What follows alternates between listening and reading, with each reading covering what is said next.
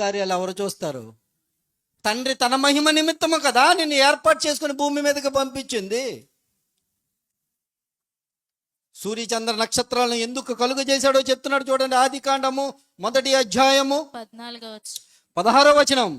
14 దేవుడు పగటిని వేరుపరిచినట్లు ఆకాశ విశాలమందు జ్యోతులు కలుగును గాకనియు అది సూచనలను కాలములను సంవత్సరములను సూచించుటకై. ఎవరికి దేవుడికి ఏమైనా అవసరం ఉందా దీంతోటి?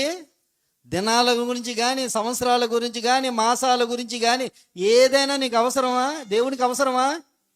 ఇదంతా ఎవరికి అవసరం? ఎందుకంటే పండగల్ని కావాలి. ఎందుకు? కొత్త బట్టలకి పండగలు అందుకు ఇచ్చాడు. పండగలు ఎందుకు ఇచ్చాడు? మళ్ళా ఇంటికి సున్నాలు వేసుకోవాలి అందుకు ఇచ్చాడు. అవన్నీ ఎప్పుడు కాలాలు తిరుగుతుండాలి కదా. రోజుకు 24 గంటలు భూమి తన చుట్టూ తాను తిరుగుతుంది అంటే ఊరకనే తిరుగుతుందా? 1,11,600 కిలోమీటర్ స్పీడ్లో భూమి తిరుగుతుంది అంటే,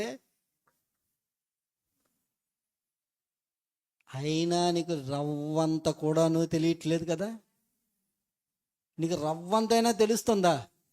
భూమి 1,11,600 కిలోమీటర్ల స్పీడ్లో తిరుగుతుంది. నీకు రవ్వంతైనా తెలుస్తుందా? ఏమీ తెలియట్లే. కానీ ఇవన్నీ సృష్టింపబడిన వస్తువులను నిదానించి ఆలోచిస్తే నీకు అర్థమవుతుందట. ఇప్పుడు చదవండి రోమీయులకు రాసిన పత్రిక. ఆయన అదృశ్య లక్షణములు అనగా ఆయన నిత్యశక్తియు